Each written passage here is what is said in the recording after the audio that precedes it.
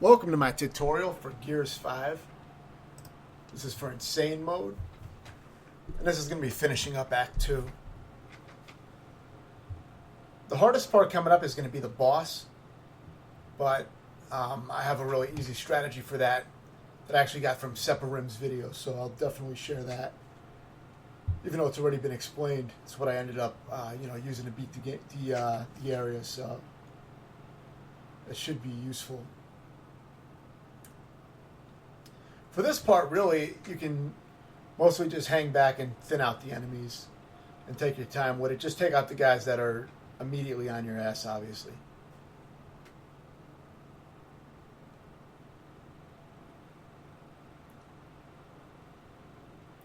But yeah, it's mainly just about hanging back and taking these guys out. The one irritating thing from what I remember is that sometimes Jack will rush in that case, he'll take a lot of damage potentially. So then you'll have to kill the enemies faster, because if Jack gets destroyed, then you lose the mission. So you'll have to restart this checkpoint. His health is shown right on his body. It says 89% right now. If that goes down to 0, then you will lose. But if you approach slowly, you can take out most of these enemies without having to get in the midst of it, which is a strategy that works a lot on this mode.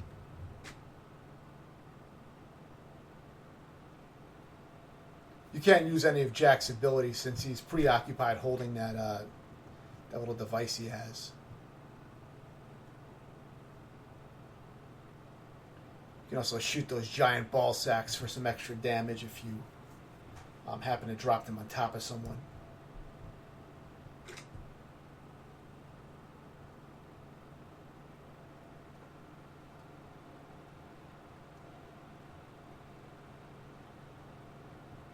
It would be an interesting obituary, man crushed by giant ball sack. Might even make the news. So yeah, just take your time with this shit. It is a little tricky because, you are close to a near-death state often in this mode, so when you do try to fight in the open, you do go down very quickly. So you want to kind of use that ramp and kind of stay behind it and then creep up and pop off shots. You can get a little bit of cover from being below that ramp, as I call it. Really, it's a staircase, but it is a slope. So yeah, you can kind of just creep up and pop the guys off. I haven't actually played this game probably in a lot of months. I think the last tutorial I put out on it was a while ago. It was probably some months. I wouldn't be surprised if it was over a year ago, but I can't remember when I last did it. I'd have to check my videos, but I figured it'd be a good idea I had some footage already done, but I didn't want to post up the next video because I only had like maybe 12 minutes of footage or something like that, and I was almost done with the second act, so I figured I would just finish off the second act and then combine it all together and make that the next video. So I had that sitting in a folder for a while. So I decided to finish up a little bit of that. And maybe I'll finish up this game in tutorial soon. So yeah, these parts are not as fresh in my memory, but I did rewatch the footage just to refresh my memory a little bit.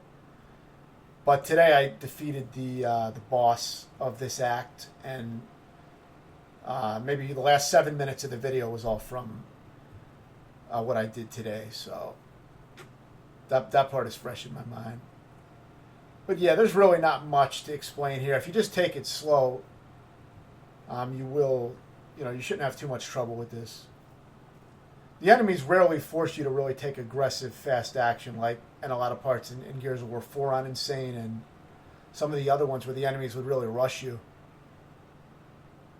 I mean, there are parts like that in this game, but a lot of times you can just kind of take your time. So yeah, I edited out, this is combat only, these tutorials, so I edited out the little bit of exploration. But the next combat area you're going to find yourself in is here, and I had no ammo, so it was a little interesting in the beginning. I had to kind of use cover and smack guys around. Of course, I couldn't use the stim for the extra melee damage you get when you're in stim mode if you got the upgrade. I got it by doing the side missions that I showed in my previous videos. But yeah, so I had to go the melee route for a little while. I do end up finding a hammer burst up on that tower, which I'm going to show in a moment. Now, had I not found that hammer burst, I would have had a hell of a time because there was a large enemy to take out. And it's not like I can use Jack's abilities to do any kind of damage. Even though he does low damage with his abilities, eventually you can accumulate some damage. So I would have just had to hope that my teammates would kill the enemies for me, but they seem to be very limited when it comes to taking out big enemies. So yeah, here I get the hammer burst. I had a few grenades too, so that can always be useful.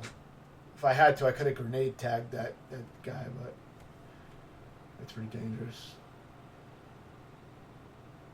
So yeah, I was being pretty wasteful chucking all these grenades out. I guess I didn't really care. I mean, you can probably do all that with the hammer burst, but I was very low on ammo overall. This tower is a good place to take cover and peek out and shoot the enemies. It's very easy to avoid getting hit up here. So if you have any ranged weapons, definitely get up here and take advantage of that. And now we'll pick up a Gatling gun from that guy down off the ladder. Now I cut out all the exploration, so I don't remember if you can actually bring the Gatling gun over to this area. Apparently not. I guess I was unable to bring it here. So yeah, initially you're going to start with these few enemies in this area here, and you can kind of just, aggressively take them out somewhat. The first few anyway. Then I think it's probably a good idea to get behind cover and take out the other ones. But this first few you can be pretty aggressive.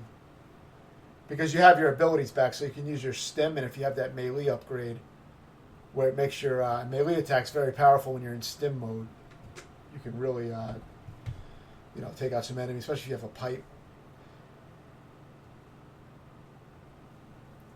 The pipe is very useful for some parts in this ice level, because it's very good for melee. Some parts melee is very good. But yeah, you shouldn't have too much trouble with this first wave of enemies. Now you're going to have some enemies from farther away, which can be kind of annoying. Because, they do take a lot of hits, and you don't really have any good ranged weapons. But maybe you may have better weapons than me. I don't remember being able to pick up anything that good in these areas. There's a Retro Lancer right there, so that's decent, but it's not great at that mid-range. So just take your time and, peck away at him. Use that shock trap or whatever you can from Jack to try to do some extra damage and stun them and get in some extra hits.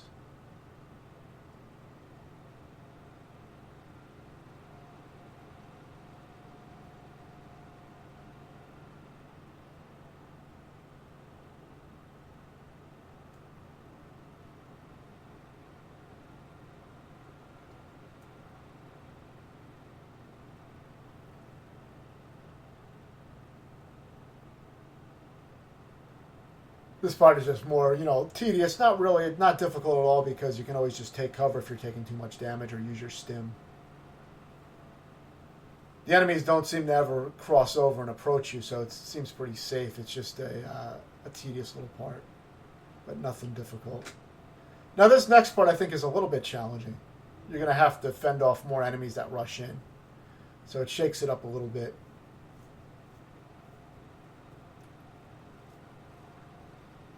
But there's a nice little doorway that you can kind of take cover in and get a little bit of safe spot, a little bit of protection from. But if you have a few grenades, you can also kind of use them to immediately take out enemies to get too close to the doorway if you need to. But yeah, to start off, you're probably going to want to just try to thin them out from a range. And, take your time. Don't stay up too long, because in this area, if you're standing for any length of time, your health drains very, very quick, so you don't have a lot of time to stand around and walk around. Sometimes, even just to switch cover, you may want to use your stim just so you can get to the next cover point. It gives you that extra defense that will allow you to make a transition to a different area if you want to get in closer or farther. But if you play carefully from this doorway, you can pull a lot of bullshit, and it makes it hard for most of the enemies to hit you.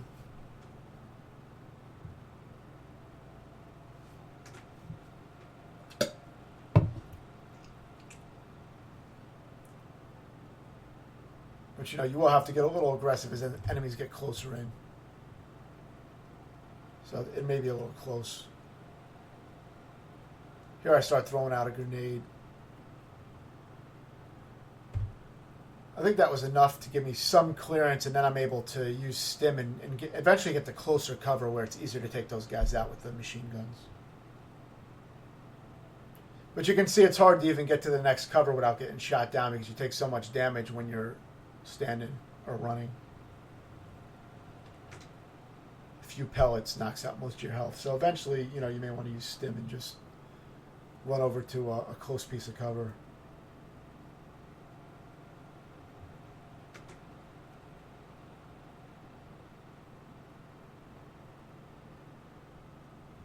There's really only a few guys left, but you still got to be careful in this mode. Sometimes it can be pretty tedious because, you know, you take so much damage and some of these weapons are pretty weak, so you're just kind of pelting at the enemies. But, you know, eventually it does get through.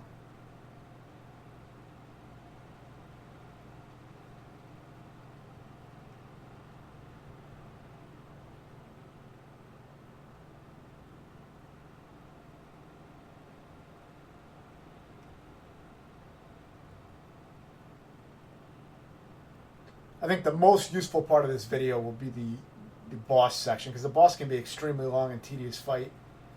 I actually was able to beat the boss on maybe my third attempt or something like that because of this strategy that I got off of Separim's video. So I'll definitely reiterate what he's already explained in his video.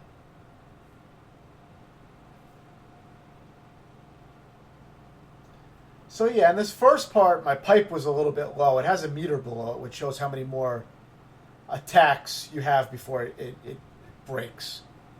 So here I go back and I refill my pipe. So yeah, if you go back here, there's a chance that one of these things will still have a pipe that you can grab. So if your pipe is depleted at all, I'd recommend getting a fresh pipe for this next part, because I'm going to be using the pipe on all the waves of enemies upcoming. Because these enemies don't have guns, and I like using the barriers to hit them. You have to hit them twice with the pipe to take one out. Unless you're in stim mode. If you use stim melee, you can kill them in one hit with the pipe. But it's only if you have that enhancement to your stim. If you got it in the side missions, then you'll have that bonus. That'll give you a little extra damage. Stim is also just great because of the extra armor, so it allows you to survive longer. But you can combo them. Once you hit them once, they get stunned, then just hit them again immediately, and you'll get in both hits. The only time you may have to roll back is if you have multiple of them. You may have to roll back or retreat to another wall. I like making them come around the wall, because as they're coming around the corner, you can whack them, you know. The other way to do it is you can have them, you can go up to a waist-high piece of cover and stay on the other side of it, and then they'll climb over it, and you can smack them as they're climbing over the cover. That's another way to do it. It may even be more effective, but I liked using these walls. They gave me a lot of cover.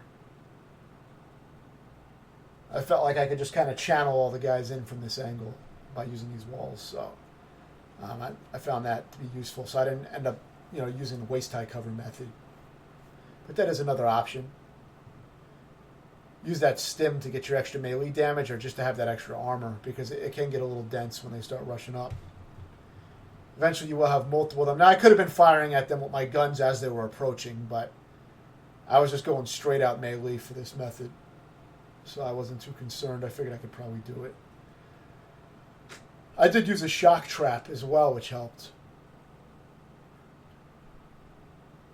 Actually, I think I used the shock trap in the next area. I don't think I had to use the shock trap there. But that is another option. You can use shock trap. That'll stun them, and then you can smack them or shoot them. So I did go back and get another pipe after that last encounter. I went back to the same spot, I believe, and grabbed the pipe. It regenerated after the checkpoint, I believe. So you may want to go back and get a fresh pipe in that same spot afterwards. But yeah, again, this is going to be your second encounter with these guys. It's going to be another wave of them. And then this will be the final encounter with these guys. You can use your shock trap. It's pretty straightforward. I didn't even use the cover that much. I kind of just rolled backwards and was able to do it. So it shouldn't be too hard with the pipe. But if you want to use other things, use them. Just make sure you have 4 hand grenades saved up. You're going to want to have 4 grenades coming into this area for this strategy. Now, if you don't, then you'll only be able to do this strategy up to a certain point. You'll have to finish them off normally. But for this strategy, you want to grab that cryo gun and stay in this edge of this wall right here and just freeze him. As soon as you see him jerk back, that means that he is frozen. And that means immediately run to his back, grenade tag him, and then run back the other way. You don't have a lot of space when you grenade tag, so be careful not to blow yourself up. I think that's why I died like 2 times on this. I blew myself up. But I got grabbed once as well. He will grab you. But if you do it right, you can stay along these walls here and just freeze him, and then run to his back and grenade tag his back. Now, of course, when you're in this blind mode, you can't see him unless you use, I believe you use scan, you can see him, but you don't need to do that. When you do see him, just freeze him again. As soon as he jerks back, that means he's frozen. So immediately equip hand grenade and run to his back and tag his back, then just run back to where your gun was at. If you grab your gun quick enough, you'll be able to freeze him again before he can do anything. So you just rinse and repeat this. Now this is the last grenade. So now I ended up, I immediately, I was able to do an aggressive amount of damage on him initially. But I still didn't know where the grenades were. And I didn't know, and of course then I didn't remember where I left my cryo gun at. So I spent a lot of time wandering around trying to find that stuff. But if you know where it is, you don't have to run around here, without any information. I saw in a video that there were grenades in this area, but I had no idea where they were really. So I was able to find them eventually.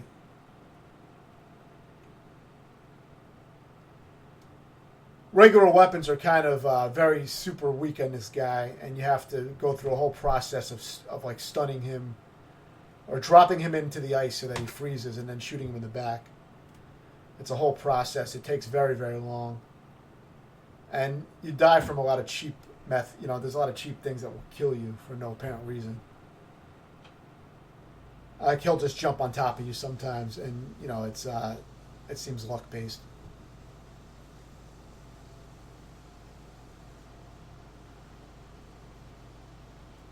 But yeah, here I'm still looking for the grenades.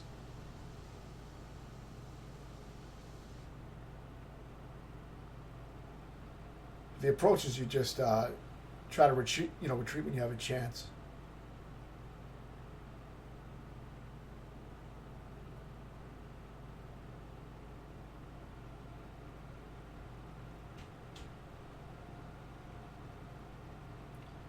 But yeah, there I just walked over the grenades, so hopefully I will figure it out eventually and go back there. But you see, this was the longest part of the fight because I didn't know where they were. So once you know where they are, you probably won't have this much of a problem with it. Actually, I may have already gotten the grenades because I see him getting a cryo gun again, so I probably already picked them up. I guess there were some extra ones. So you could always get those if you miss with these, but it's kind of hard to miss when you're tagging them in the back. So yeah, one more grenade will finish him. I believe it takes 6 grenades to the back to kill him. So here I just revived this guy because, it always sucks to die because your teammate bled out. Yeah, and that's it for this. Very easy boss if you do that. And thanks for watching.